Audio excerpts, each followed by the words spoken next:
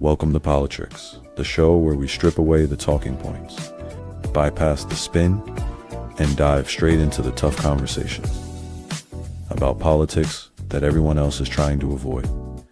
Politics isn't a game, but it's often played like one. On this show, we expose the strategies, question the motives, and break down how the decisions made in back rooms actually impact your daily life. We aren't here to echo party lines or give anyone a free pass.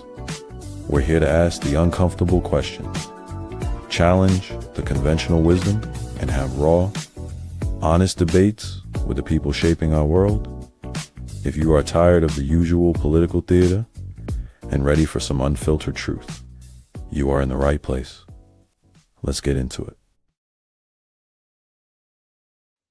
All right, good evening, and how's everybody's evening? It is 6:01, and this is Politricks. I'm here. My name is Stevenson, and I'm the host. I'm always here with my brother Yates, and he'll be up in a second or two.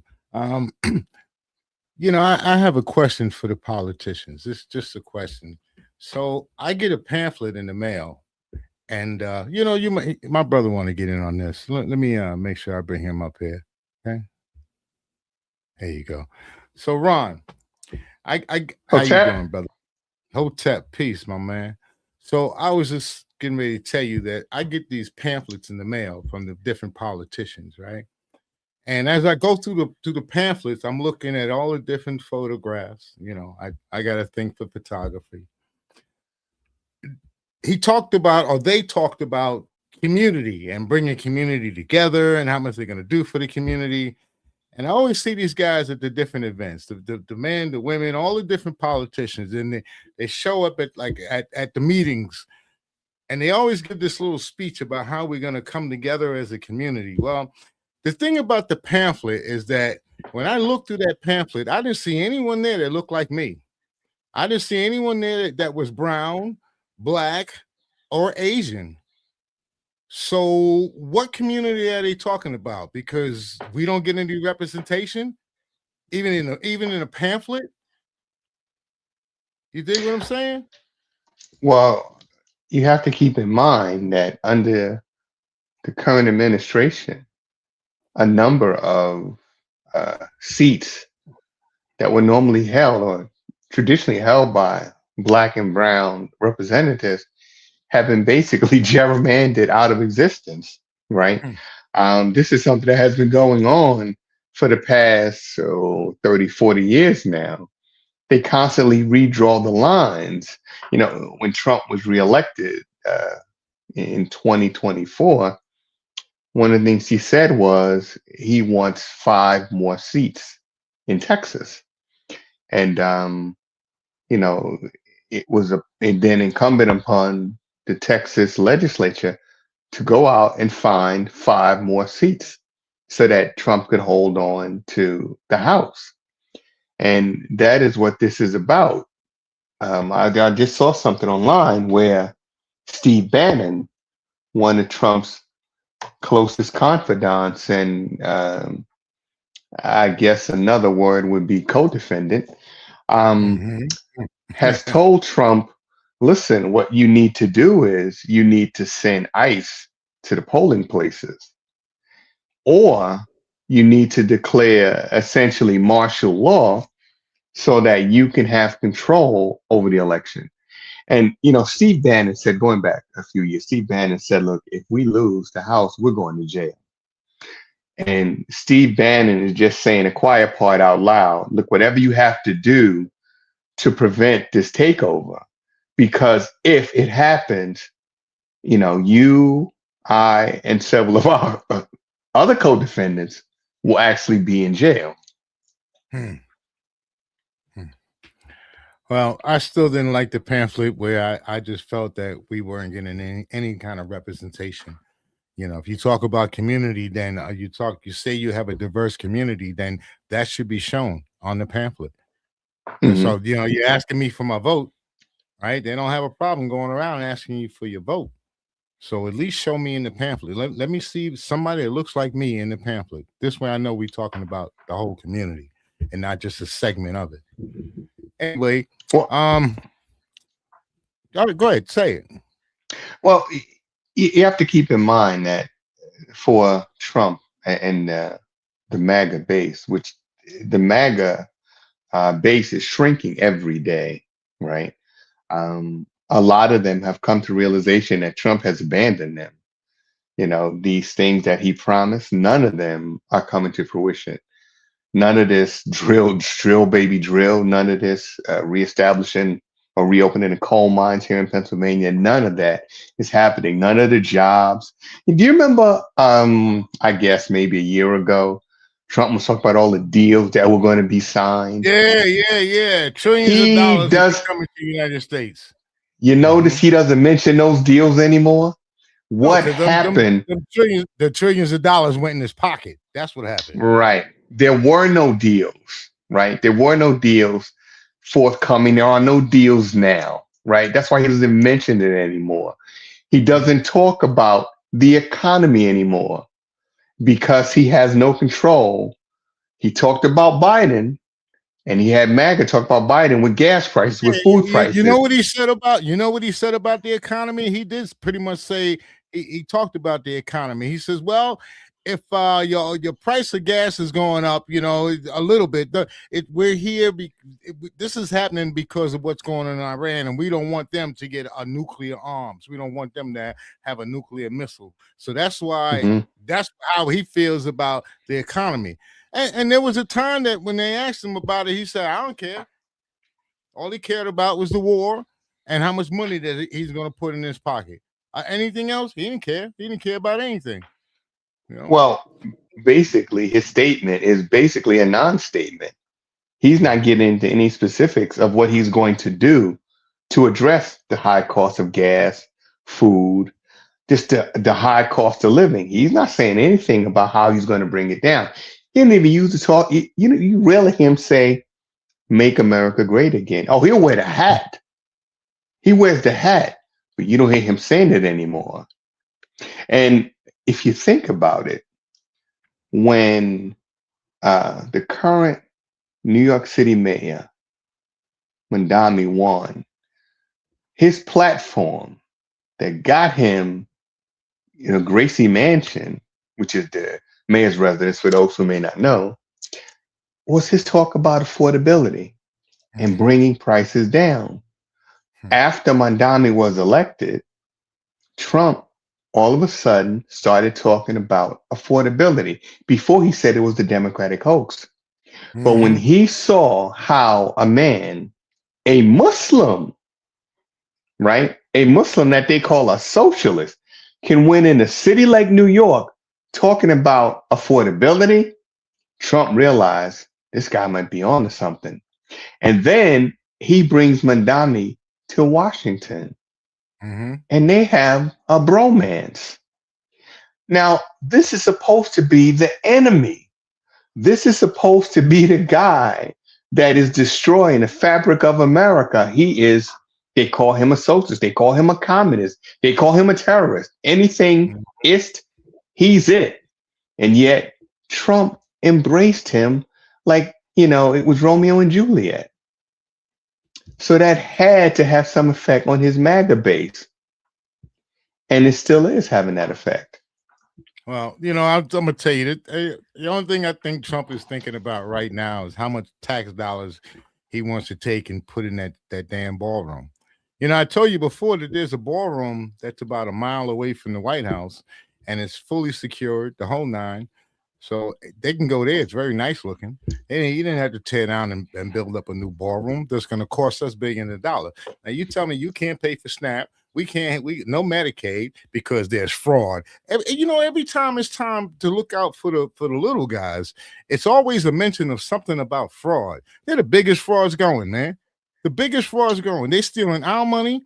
They're doing insider trading. All kind of nonsense is going on up there, and they keep turning around and saying the immigrants are the problem. If they're not the problem, then black people are the problem. Everything is the problem except for themselves. They're the problem. That's who the problem is. Well, the thing is that can't be true. And that can't be true because Trump said when he was elected the first time, he was going to drain the swamp. So I mean, let's be realistic. Trump went in there and he drained the swamp, didn't he? There's no graft in Washington anymore. There's no Mm. thievery. There's no misconduct going on in DC. That can't be happening because he said he was going to drain the swamp, that he was going to get all of the corrupt politicians out, that he was going to be the anti politicians who stood against the 1%, the elites. How is it people did not see or could not see that Trump is an elite? Trump is the kid or was the kid that everybody hated. Why? Because he was spoiled, he was arrogant, he was narcissistic. Well, somehow through the show, The Apprentice, and through media magic, Yeah. the people at Trump that would hate Trump now love him, now worship Mhm. him, now are Mhm. going around saying he's the greatest president ever, Really? right? Can you believe that? And they would vote for him a third time if they could. They probably would. You know the latest thing about this guy Trump, he goes to South Korea, right? And he sits there and he tells the guy, the president, right? He says, "Look, we don't really need your help over here in Iran, but if you want to come in and help us, come on in and give us a hand." And my man said, "No, pretty much, I'm not getting involved in some ish that you started." And I'm not gonna send my troops over there to get killed or some nonsense that you started. Right? So what do you think about the South Korean president, man? Well, the South Korean president has his hands full with North Korea. Hello? How do you how do you reduce your troop strength, sending him into Iran, which is a quagmire, when you have a nuclear armed North Korea and there's still a great deal of hostility between North and South Korea? You have to understand the war between North and South Korea never ended. There's Mm. simply an armistice in place, a ceasefire. The war never officially ended.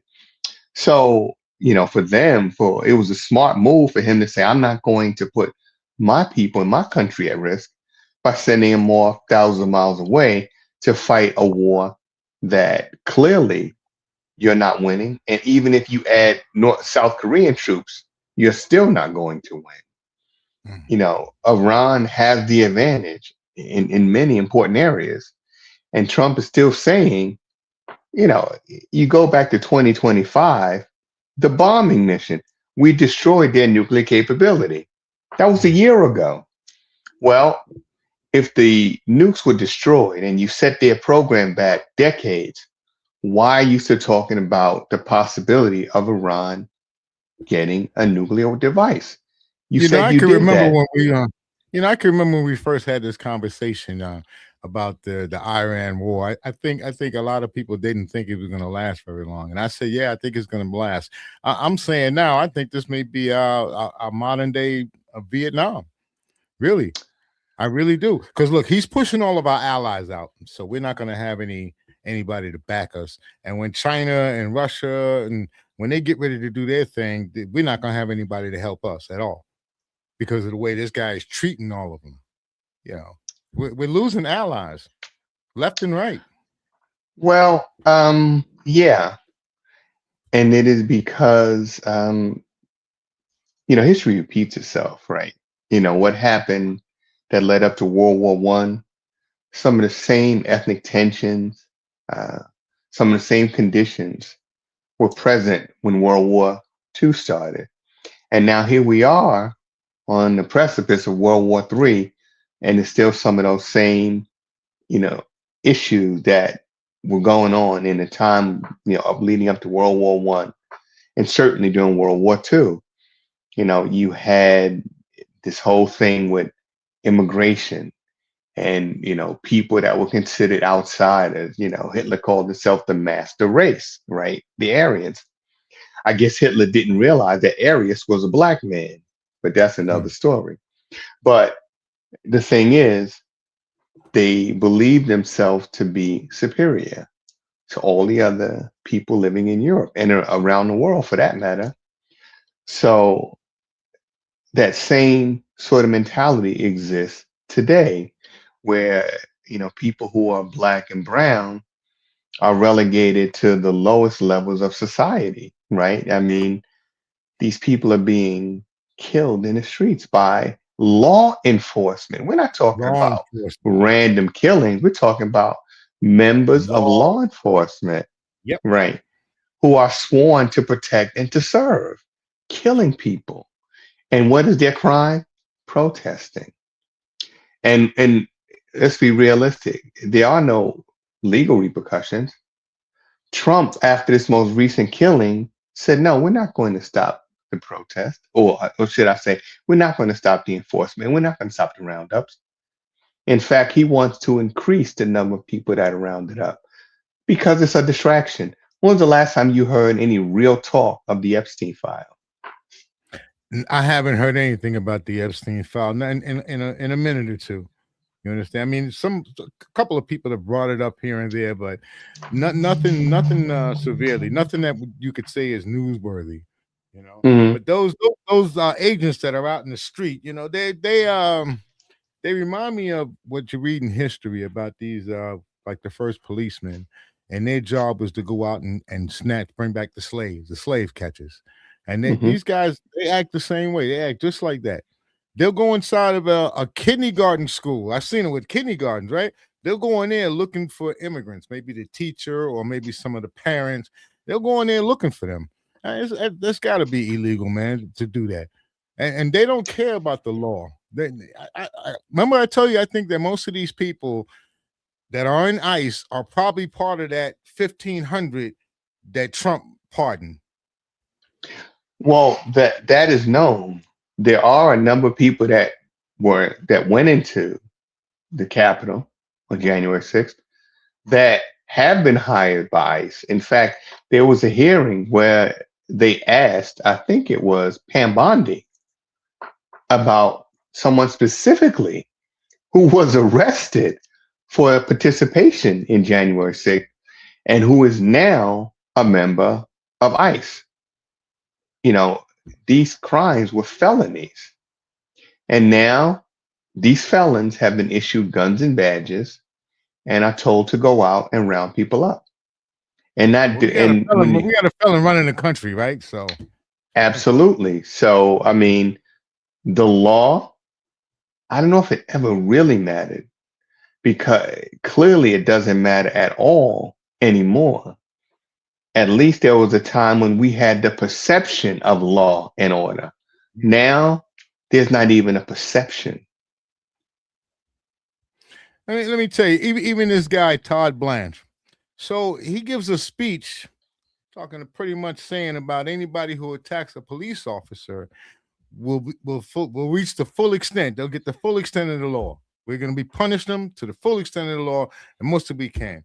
So my question to Todd Blanche is: all of those people, the January 6s that beat up on them cops with the flag poles and all kind of nonsense, so they got let off. So what are you going to say to Trump, that those people should be arrested now, Well, rearrested?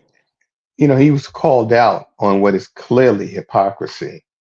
And of course, he's trying to do a song and dance and explain that there's a difference now.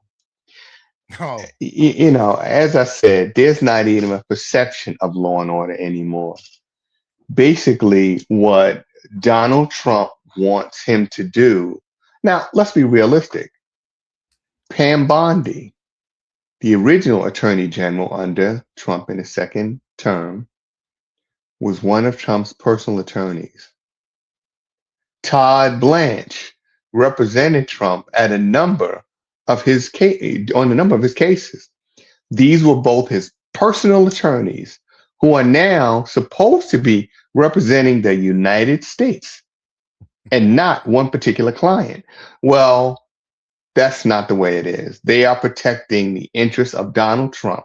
To hell with the rest of us.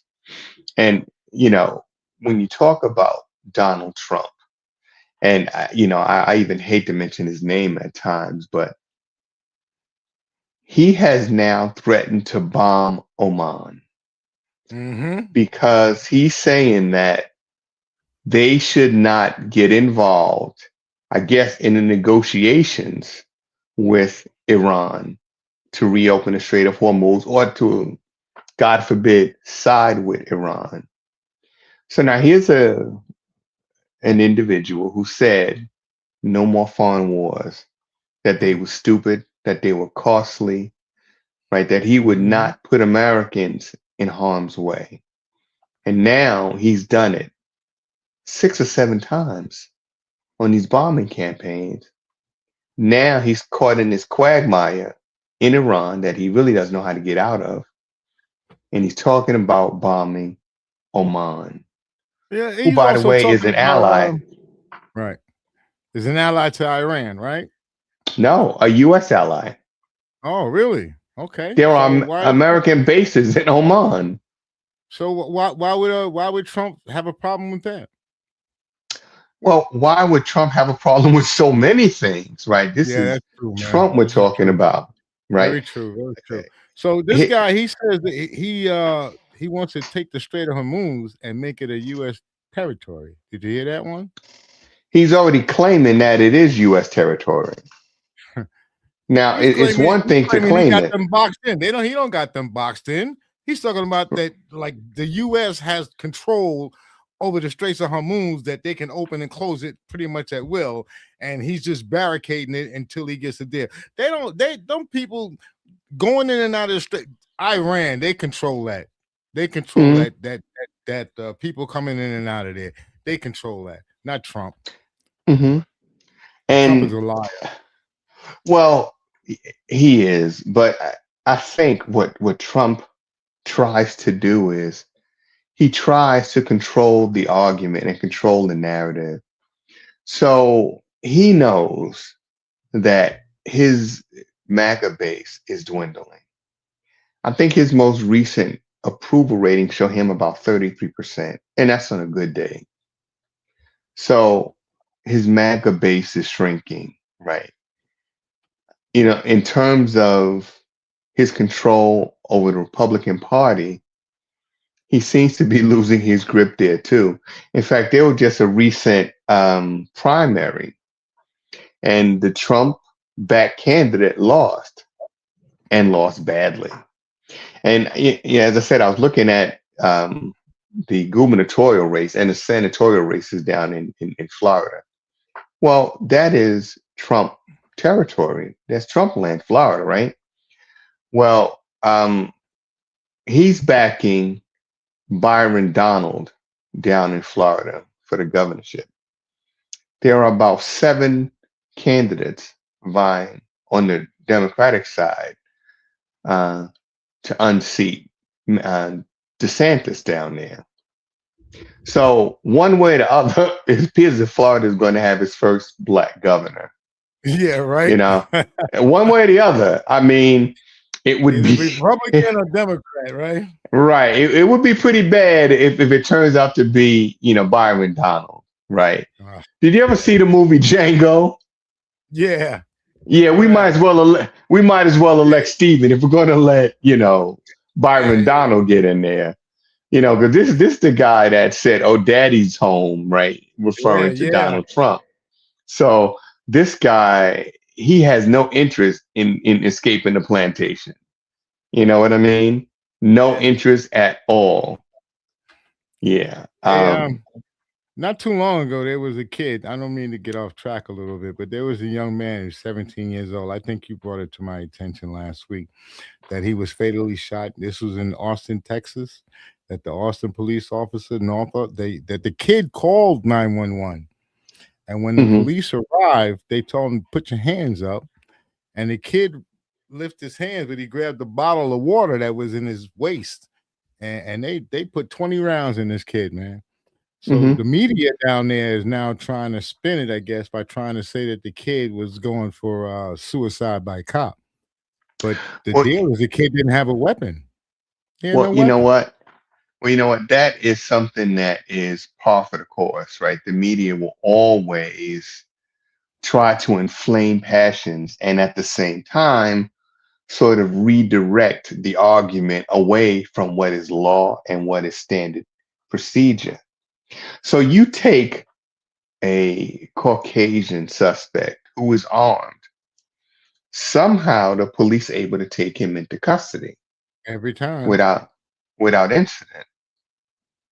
You take an unarmed black man, and we all know about Amadou Diallo. He was shot 19 times because he pulled out his wallet because he thought he was being robbed. And of course, the media will say, well, you know what? The color of his skin played no factor. These cops, they were afraid for their lives. 4 armed men against one African who barely spoke English, who was giving up his wallet because he thought he was being robbed. You're telling me they were afraid? If you are that afraid, why the hell are you a cop in the South Bronx? That's kind of what I was going to say. You shouldn't be a cop if you're going to be, I mean, fear. Everybody's got a little fear, but you can't allow that to make your judgments. When But you see fear, a kid, you're in their neighborhood. You're in their neighborhood. but Like you coming, it's like you coming into their neighborhood. They look a certain way, they dress a certain way, and they speak a certain way. But that doesn't mean everybody there is a criminal. yeah, but I mean, in the case of Amadou Diallo, there's 4 against 1. You have 4 guns aimed at this guy. Why are you afraid? What is there to be afraid of? You hold a clear advantage. You're pointing guns at him. He doesn't have one. And what happens with police or with law enforcement? There's something called sympathetic shooting. So when one officer fires, all of the other officers fire as well. Later on, they'll say, well, why did you shoot? Well, I thought I saw. Why did you shoot? Because you shot. So they call it sympathetic shooting, but everybody just opens fire. And then later on, we'll put a story together to explain our actions. But that happens, right? It happens more often than you would think, right? Now, Sadly. you were a police officer during your heyday. Have you ran across any situations like that? I fortunately, have never had to fire my weapon at another human being, right? But I am aware of that concept of sympathetic shooting, right? Where somebody shoots and you just shoot. You're not really sure why you're shooting, exactly what you're shooting at, but you see one of your colleagues fire, so you fire as well, right? It's, I guess, a more advanced form of peer pressure, right? You see them doing it, so you have to do it too, right? But it has resulted in the loss of life of so many, black men and women, Hispanic men and women. I think I told you before becoming a police officer, I was a paramedic. And I was there the night that the 2 young Hispanic men were shot and killed in the South Bronx. I can remember one's name was Baez. I don't remember the other one, but clearly when my partner and I entered the apartment and found the young man who was dead already, he was deceased, lying on the living room floor with a gun laying next to him. I've been on the scene of many shootings. Never is the gun left there. You never leave a gun laying there, right? It's a weapon. You don't leave a weapon laying there. Possibly somebody could pick it up and use it against you. You do not leave a weapon. Then I was told that there was another one in the back bedroom. We go back there. Another young Hispanic man shot dead and a gun laying next to him. So clearly, this was I guess, a lack of a better word. No, this was a contrived crime scene. These guys never fired a shot. All the bullets were going in one direction, right? These guys were killed. And initially, what happened was they said that the bullets that struck them were from them facing the police. Well, the medical examiner later on said, no, these guys were shot in the back. Mm. The wounds on their chest were exit wounds, not entry. And there were bullet where I guess it was markings on the floor. Well, some might have penetrated through the floor, into the apartment below. So if you're shooting at someone standing, level with you, how do the bullets go down and into the floor? So this was an assassination.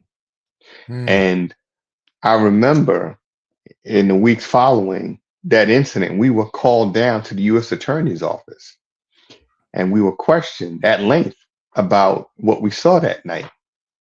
Well, this was 1993, somewhere around that time. And do you recall who was the mayor in 1993 in New York City? With the brother. No, no, no, no, no. We're What are you gonna talking a say, man by the name Giuliani? of Rudolph Giuliani. Giuliani. Yeah. Giuliani was the mayor.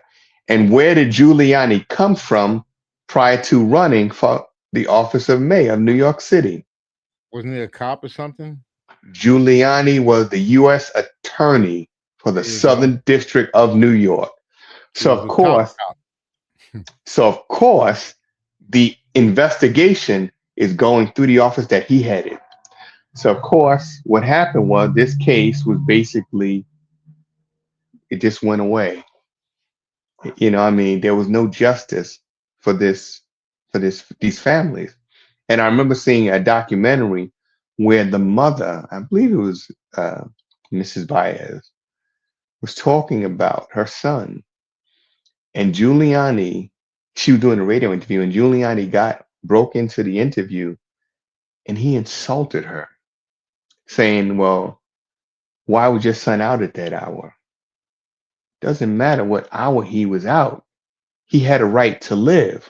Why was he assassinated by that time a detective that had just left your security detail? That's why the case was basically dropped into the circular file. Hmm. That's why there was never any justice.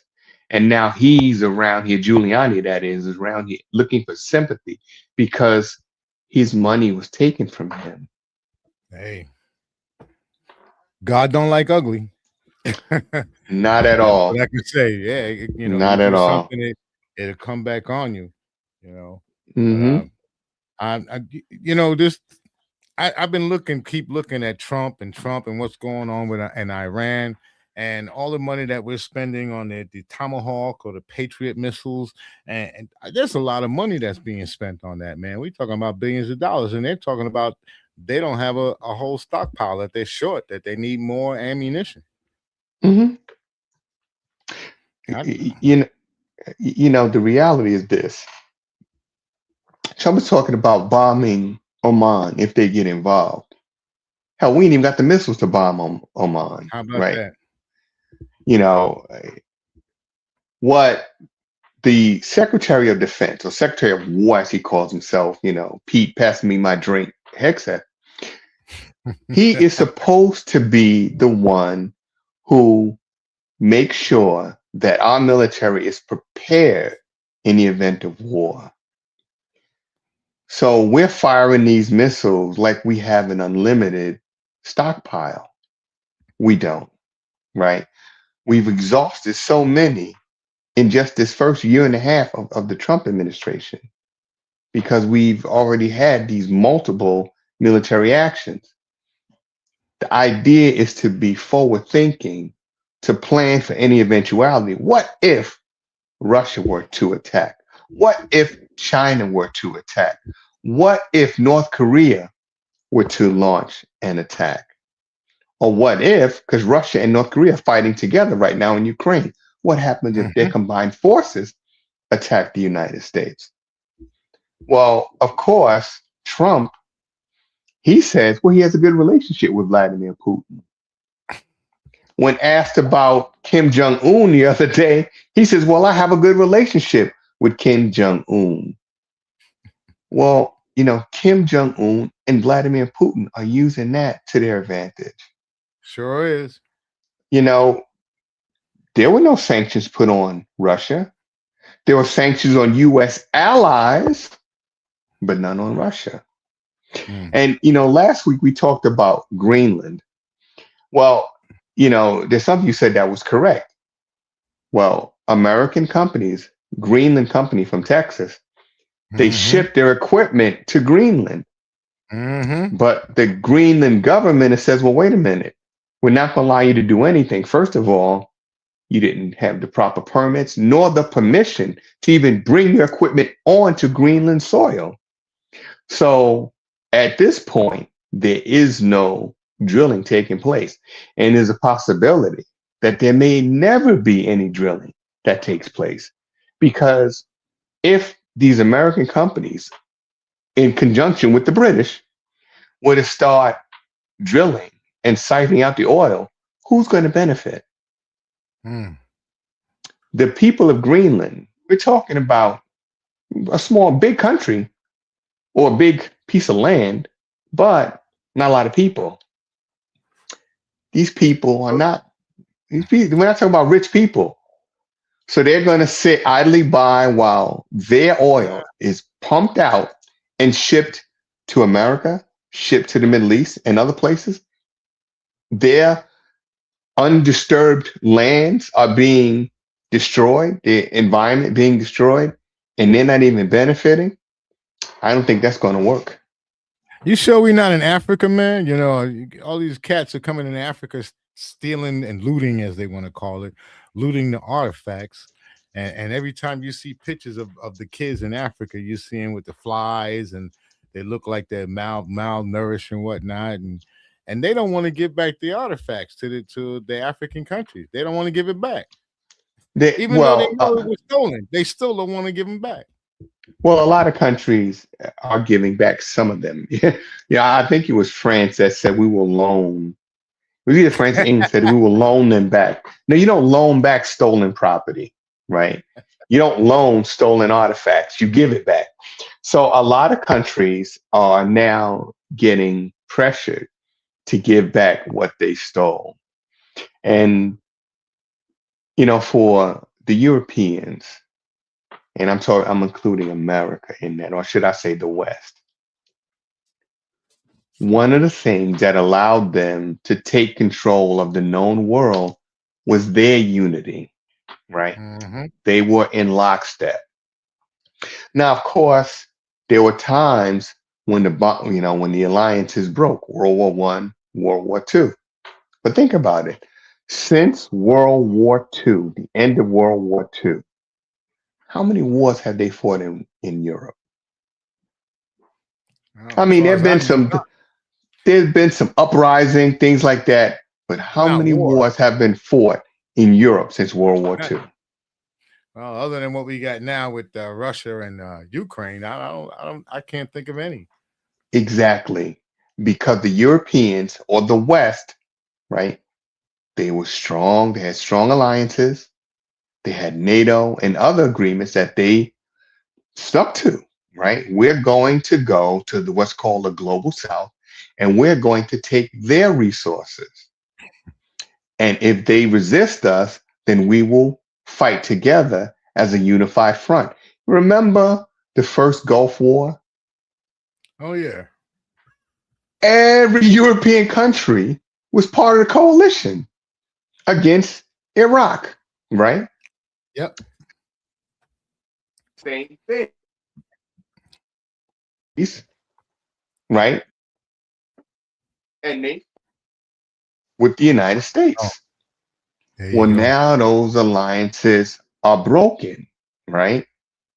Now you have a country like America, which has always been one of the, or probably the greatest NATO benefactor, has now basically essentially ended their relationship with NATO. They're not providing assistance to Ukraine. They're talking about taking the land that is controlled by Denmark, Greenland, right? So those alliances are breaking. And if they further shatter those alliances, how do you continue to control Africa or Asia? One of the things that the Europeans feared most was the rise of China. China's a counterbalance to NATO and to the European powers. Their thing was, well, we control the Pacific Rim. Not anymore. There's a new sheriff in town. In Africa, you have the Sahel states, and that sort of mentality is spreading throughout Africa. So who's going to control Africa? So for the Europeans, it's going to be an uphill battle. But they're not going to control Africa right now. A lot of the African countries are breaking off of that nonsense, man. They don't want to be bothered with that because they know that these guys are coming in there and stealing all their money, stealing all their gold, taking all their resources and going back to their country and leaving the country that they stole it from dry. Give them back pennies on a dollar. That's what they're giving them. So, and a lot of these people like Burkina Faso, we talked about that. Right? My man is not going for that. And Ghana is not going for that either. Well, that's why Trump, right? And let's be realistic. The United States has been going after the low-hanging fruit, the small country that can't defend themselves, right? The countries that can defend themselves, we're not entering into any kind of military confrontation with them. We've been talking about North Korea going back 30 years. I remember John McCain was on the floor talking about singing bomb, bomb, bomb, bomb, bomb Iran, right? This is going back for 30 years. But we never ran into North Korea. We haven't run into the Soviet Union or now Russia. Didn't go up in there. We went into Vietnam and said, we'll have this mopped up in 6 months. It took 10 years. Yeah. We went into Iraq, right? Iraq, they barely recovered from the first Gulf War. Took us 20 years in Iraq and Afghanistan. They don't have a military to speak of. Now Trump is telling us, well, we're beating the hell of the Iranians. Really? That's not true. It doesn't seem to be that way to me, not from what I could see. Well, you know what? It doesn't seem to be. It seems that they are still in charge of the straits, and they still sending these drones and blowing up this and blowing up that. Then they just blow up a ship that was trying to come in. I think they blew up one of the oil tankers that were trying to come in. So they still have military capability. Absolutely, they do. You see, now when you talk about Trump or even the Republicans, they're only speaking to a segment of the population. They're not talking to you or I. They're talking to people that still believe Trump, that we're winning this war, that this war is winnable. They're listening to Trump when he says, well, it's either that or Iran having a nuclear weapon. These are the folks that, if you tell them, well, it's going to rain cats and dogs, they're going out there with flea collars, right? Because, these are not the smartest people. Trump said, I love the uneducated. And that's who he's talking to. Because how are you going to tell me a year ago that you bombed them and that you destroyed their nuclear capability, and then 8-9 months later, you're telling me you got to go to war with the same people you destroyed their capability? And then when you started the war, you said the war was over in the first couple of hours. We bombed them into the Stone Age, yet they control the Strait of Hormuz. Now, he's a liar, man. It don't take a rocket scientist to figure out, well, wait a minute. We destroyed them, but they are controlling the Strait of Hormuz. It don't take a rocket scientist to figure out somebody's not telling the truth. So, but if you say something to him about it, or you come at him about it, the first thing that comes out of his mouth is says, well, that's fake news. Fake news, fake news, fake news. And who is he saying that to? If you notice, Trump doesn't go on ABC News. Trump doesn't go on CBS. Trump doesn't go on MSNBC. Trump goes on Fox News. That's it. And even Fox News is now disagreeing with Trump, with the economy, right? They're breaking with him on issues like the economy and the ongoing war, right? So the only media outlet that he had that was 100% Trump friendly, that paid almost $800 million for like getting caught lying, or over $800 million for getting caught lying. Now they're probably 89% Trump friendly now. And that number is going to continue to fall because, a lot of the MAGAverse is beginning to slowly wake up. They don't want to wake up. It's like, you're in a marriage, it's a bad marriage, but you've grown comfortable, right? And you don't want to venture out and look for what else is out there. So they don't want to wake up. They don't want to come to, reality, but it's happening every time they go to the gas pump. I could tell you better be careful because it sounds like you're talking about people who are woke. Isn't that a crime to be woke? That's what they tell you, right? That it is a crime to be woke. But I think a lot of the people that were once identified as MAGA are now saying, hey, listen, we're woke and the sky hasn't fallen in. There's nothing wrong with being woke. There's nothing wrong with knowing the issues. There's nothing wrong with understanding, right, what's happening in this country. And, I think it's important for people to understand, right? We go to the polls every 2 years, every 4 years, and we think there's going to be drastic change. But the reality is, when Biden was president, if you were poor and struggling, if you didn't hit the lotto or something like that, when Biden left office, you were poor and struggling. When Trump came in, if you were poor and struggling, damn it, you're poor and struggling right now, right? I don't care what I don't care if you live in a blue state, a state you call a red state, you are not benefiting economically. The only thing they could talk about in terms of Trump and his legacy, the border, which was a completely made up issue. They can talk about, there's really not much else really you can talk about except the border.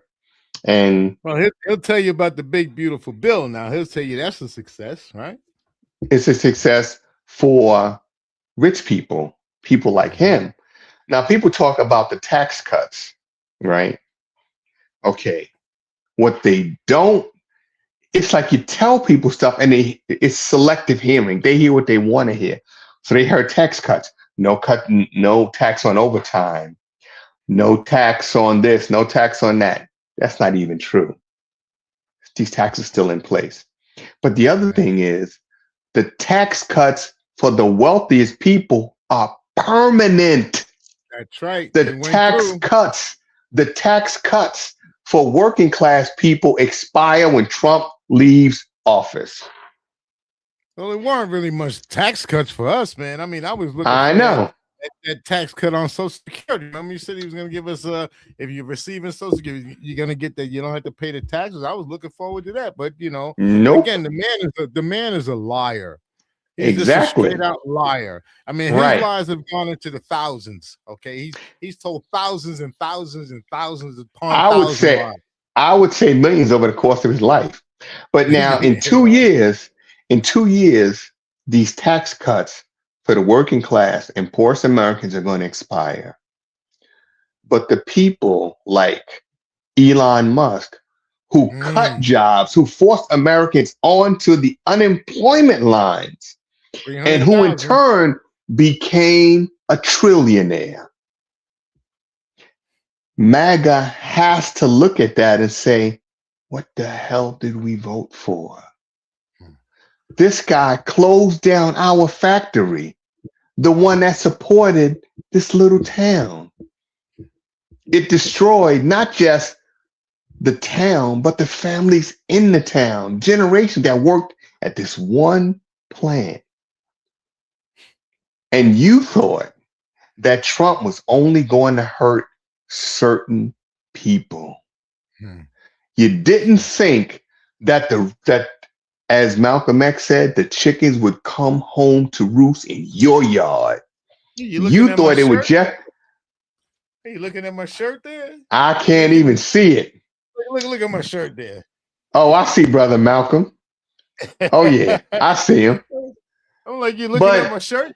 You bring him up, you know. well, but it's appropriate what he said, right? The chickens have come home to roost, and they're roosting now in rural America. See, when you thought it was just going to be in the inner city, in black and brown communities, but now it's in rural America. The factories that supported generations closed. Jobs still going overseas when he said he would stop that. He talked about reinvestment in America and making America great again. Where's the reinvestment? Show me one factory that's gone up since Trump talked about all these deals he's going to sign. Where are all these jobs? So let me ask Where's you, the hope for America? didn't people go to war because no, they had paid all these taxes, but they weren't getting any representation for their taxes? Correct. Yes. And Yeah. you got to think about that's kind of what's going on now, man. It's because they're spending billions of dollars on everything except for us. Yeah. And I don't mean us as like, I mean us as a people, us regular folks living day to day. We don't have billions of dollars. We don't have all this money invested in stock. These are the people that we're paying for that pool, a nonsense pool of his. We're paying for that. We're paying for the ballroom. What's interesting is, we have a senatorial race here in Pennsylvania. And I see these commercials, these competing commercials, where Rob Bresnahan has, so-called hardworking Americans come on talk about. Rob Bresnahan doesn't take a salary. He gives it all back to you. Well, first of all, the money doesn't come to the people of Pennsylvania, people in the Commonwealth. That's number one. Number two, Rob Bresnahan is enormously wealthy. The man bought a helicopter, right? I mean, a helicopter for every 1 hour flight time, there's 2 hours of maintenance. And yet he rides around in his own helicopter. Does he need $175,000? No. It's laughable. Now, on the other hand, you have Paige Cognetti, who I'd like to have come on the show. Yeah, I would love to have her come on the show. I think we're gonna have to get in contact and have a talk with her. Yeah, I like the things she has to say. I do. Well, I'd like opportunity to meet her. I got an opportunity to meet her at one of the events that we were at, and I guess I'll get back in contact. Matter of fact, today one of their people got in contact with me. So yeah, I'll respond. Let's see if we can get her on the show. I'd like to hear more of what she has to say, because the reality is I want to know, and like a lot of people in this country want to know, okay, we understand you don't like Trump. That's fine. You don't have to like him. But if you take over, what are you going to do? What are you going to do different? It can't just be about getting rid of Trump. That will not solve the prices, the problem of high prices. That won't solve the problem of unemployment. That won't solve the problem of giving the children in the future, our children's children, the same sort of opportunity that you and I had 30, 40 years ago. So we had unions 30, 40 what's years the ago. plan? We had more unions. We had more fight. And you're right, because I always say you put them in office. Like I'm telling you, the guys, even with the representation of us not being in the pamphlets, but we vote for these people. You put them in office, and then what do they do when they get in there? That's what I want to know is what are you going to do? What changes are you going to make? How are you going to help represent us? Are you going to allow them to come in and redistrict like they did in Texas and whatnot? Or what's going to happen to us over here? Are they going to come in and start banning our books because they don't like the way what the education system here is? What are you going to do? And you know what's most important? What is most important is not what the candidates say, because they'll say anything to get elected. What's most important is who's backing them. Who is providing the financial means for them to spend? You got to figure in the Commonwealth of Pennsylvania, this race between Bresnahan and Cognetti, hundreds of millions of dollars will be spent. Where's the money coming from? How much of this money is coming from special interests like the pharmaceutical industry, like APAC? Right? That tells you who you're dealing with, not what they say. It's who supports them, who goes to those, $25,000 a plate to eat some rubbery chicken banquets. That determines their platform. Look at the donor list. It tells you who their real constituents are, and they're not us.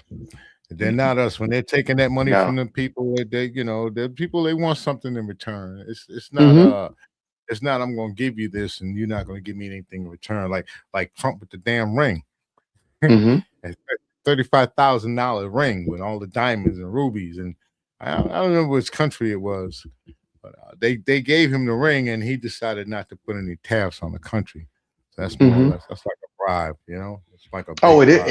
It is a bribe. That is in violation of the emoluments clause of the Constitution. But again, like I said, we don't even have the perception of law and order anymore, because if you think about it, the Department of Justice has been decimated. All the regulatory agencies have been cut to the bare bones, if not eliminated. So, you talk about, the big, beautiful bill and, now it's the Save America Act. No, this is the Save Trump's Ass Act. Trump doesn't really care so much about the slush fund. What Trump's main concern is the other part of the bill that says him, his family, and those he does business with can never be prosecuted by the IRS for tax-related irregularities. That's what Trump really wants. The $1.8 billion, sure, he'll take it. And for those MAGA that still think they're going to benefit from that, do you really think Trump is going to give you all of that money and he's not going to get the bulk of it? Trump has already sued himself, meaning he's suing the U.S. government. You're the head of the U.S. government. So essentially, you're suing yourself. Trump is in love with money, and there's no way in hell these folks that went into the Capitol, they got to be fools to think that amount of money is going to go through his hands and into theirs. Or they'll get something, but it'll be nowhere what they think they're entitled to. Yeah, I'm going to give a shout out to some of the people that I know that we really work hard in our community and really looking to boost our community. So first on my list would be Tamiko Patterson. I want to definitely give a big shout out to her. It's kind of like a roll call. Next on my list would be Tara Probst. And we all know Tara Probst, and she's definitely a go-getter. She's a mover and a shaker. After that, I guess it would be Maureen Madden. Now, she's been in the position for about 10 years, and she's still running. We got the 176th district, and I want to say hello to Mr. Tom Cooser, because he's running over here for that position. Okay? All right. So, and you might as well throw Mr. Wrightson in there, too, because he's up against Rosemary Brown. Now, I like Rosemary Brown. I like her personality. I think she's a wonderful person. I just don't particularly care for her policies. I don't. So that's where we stand with that. And on that note, it's about time to say Hotep. And we're gonna say Hotep. Peace. And we're gonna get out of here.